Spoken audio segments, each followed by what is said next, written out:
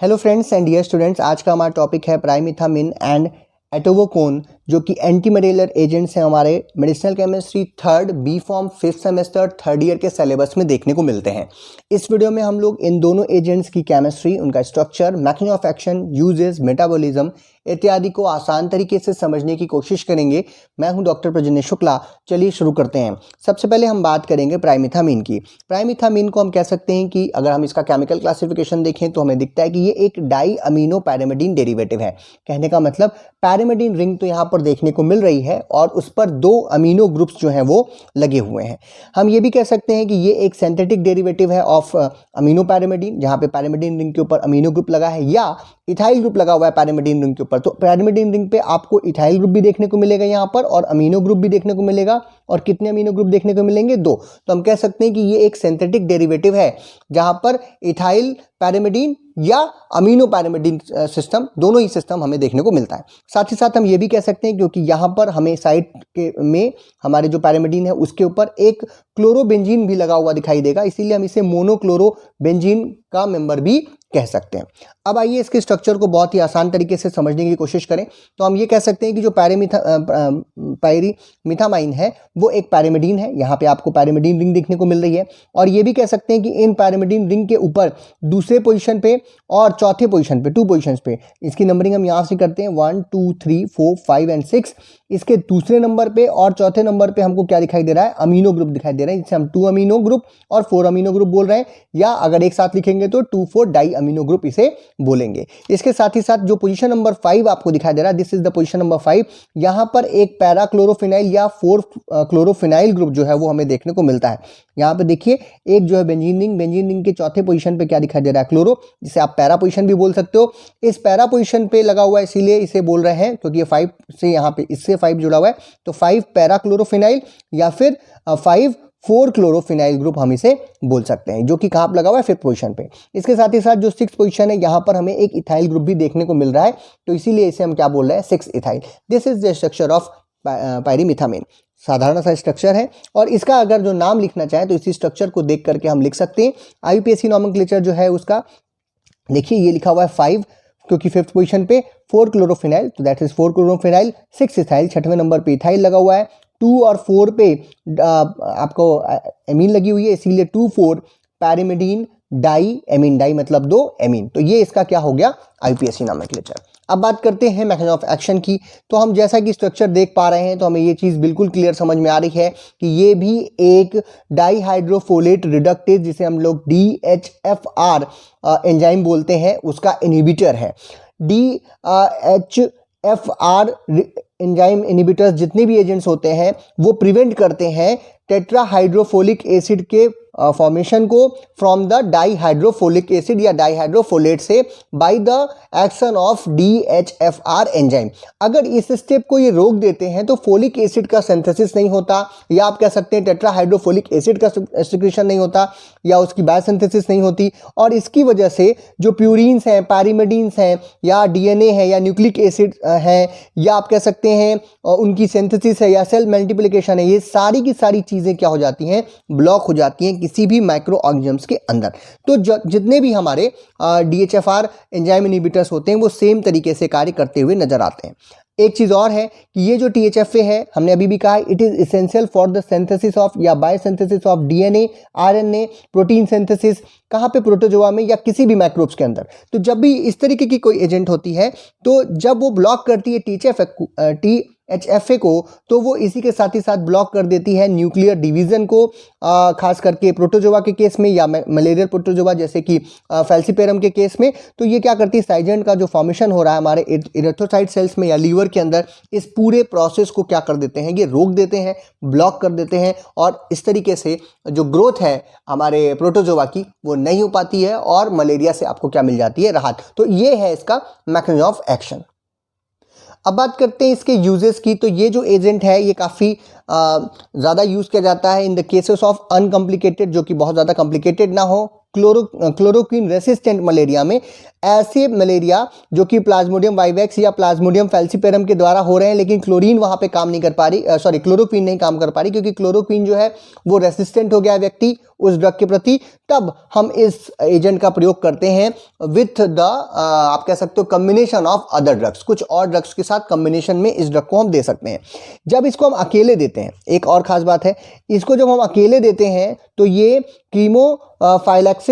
Prophylaxis of malaria in travellers में use की जाती है या उसके सप्रेशन में यूज किया जाती है। इसका क्या मतलब हुआ कि कोई व्यक्ति ऐसी जगह ट्रैवल करने जा रहा है जहां पर मालूम है कि वो उस एरिया में मलेरिया बहुत तेजी से फैला हुआ है या वहां पर मलेरिया होने की संभावना है, तो ऐसे व्यक्तियों को हम पहले से ही अगर इसको देते हैं अकेले, कोई और दवा नहीं देंगे, अकेले देंगे, तो क्या होता है कि वो उसके प्रिवेंशन में, क्योंकि ये ड्रग्स जो है, जब कोई ड्रग जो है किसी बीमारी के प्रिवेंशन के लिए यूज की जाती है तब हम ये शब्द यूज करते हैं प्रोफाइलैक्सिस या कीमो प्रोफाइलैक्सिस। तो ट्रैवलर्स को उस प्रॉब्लम से होने से पहले ही आप क्या कर ले जाओगे, बचा ले जाओगे। तो ये एक काम है इसका, काफ़ी अच्छा यूज़ है इसका।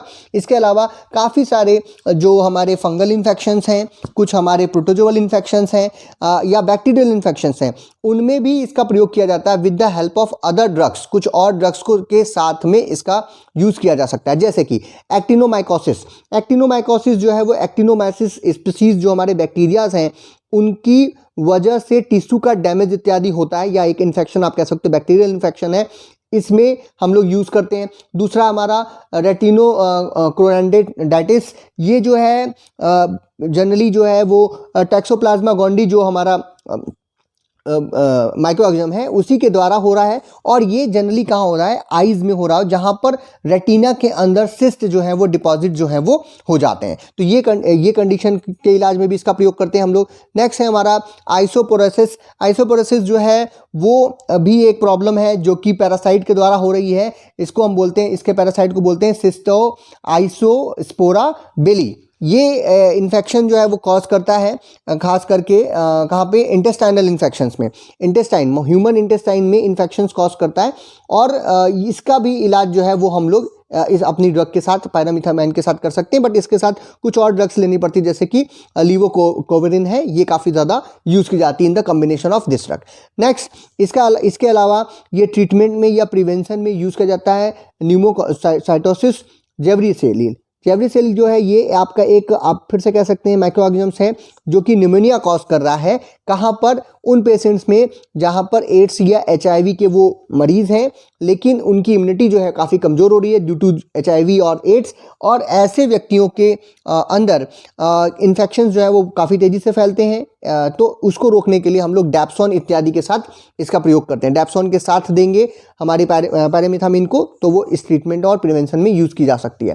साथ ही साथ ये काफ़ी ज़्यादा यूज़ किया जाता है टैक्सोप्लाज्मोसिस के ट्रीटमेंट में। टैक्सोप्लाज्मोसिस जो है वो कॉज किया जाता है टैक्सोप्लाज्मा गोंडी के द्वारा, और ये जो प्रॉब्लम है, ये जो इन्फेक्शन हो रहा है व्यक्ति को, ये भी इम्यूनिटी में कमजोरी होने की वजह से इन्फेक्शन जो है वो कॉज हो जाता है।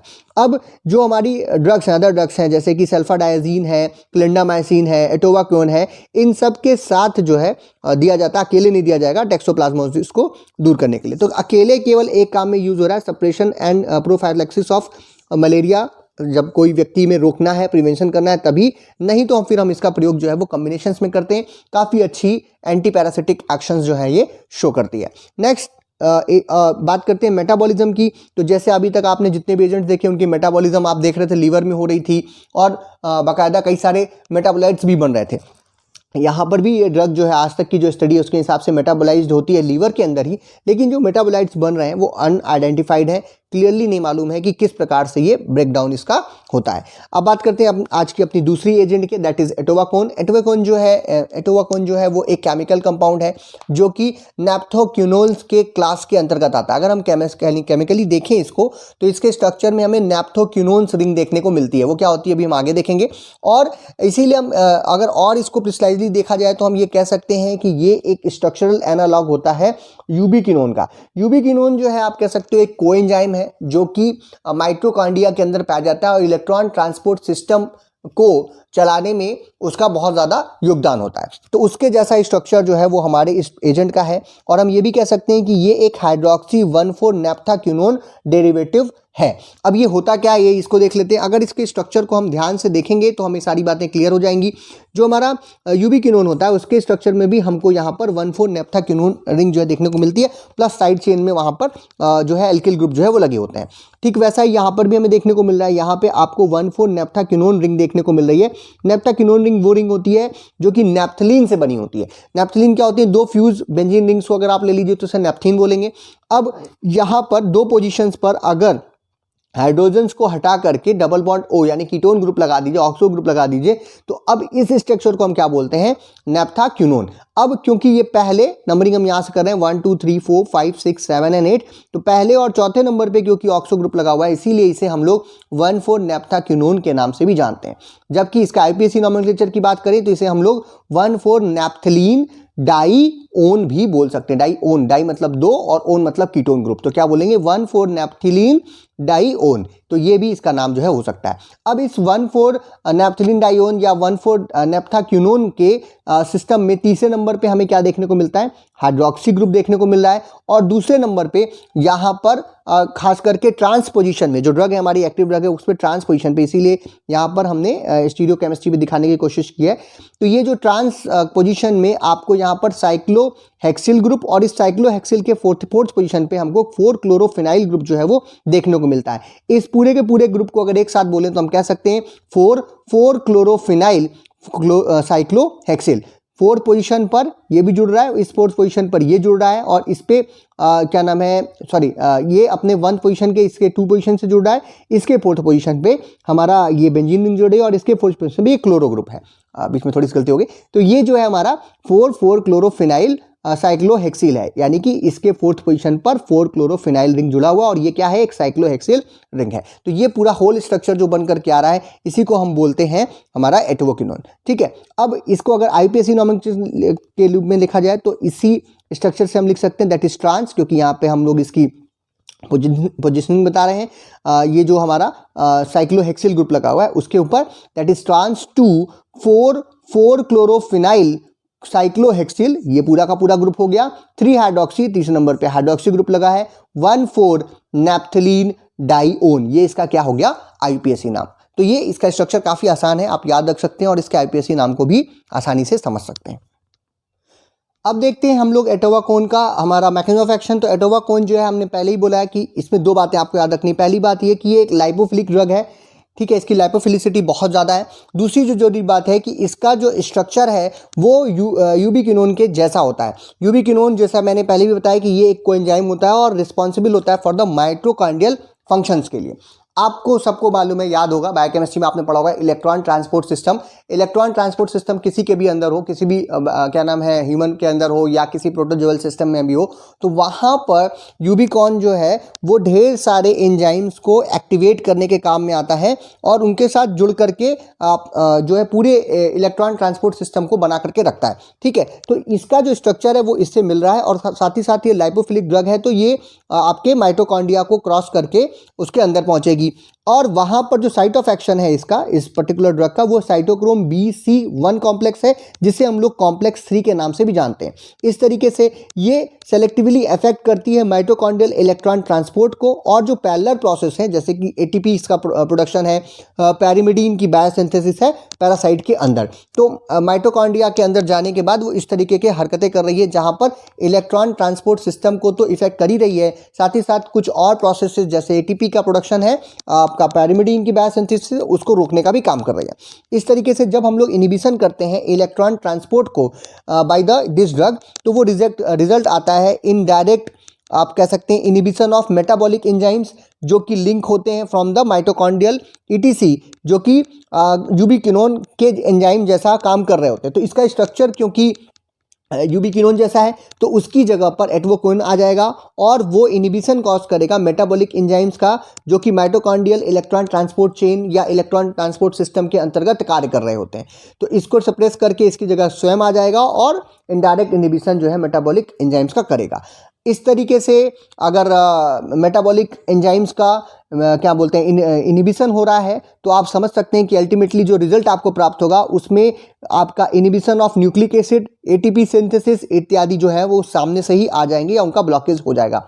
इस तरीके से जो आपकी प्लाज्मोडियम है, जो आपका पैरासाइट है, उसकी ग्रोथ और उसकी जो एनर्जी की ज़रूरतें हैं, उसकी जो प्रोटीन की ज़रूरतें हैं वो पूरी नहीं हो पाएंगी, उसके न्यूक्लिक एसिड की ज़रूरतें पूरी नहीं हो पाएंगी और उसकी क्या हो जाएगी, अल्टीमेटली डेथ हो जाएगी। तो ये है इसका मैकेनिज्म ऑफ एक्शन।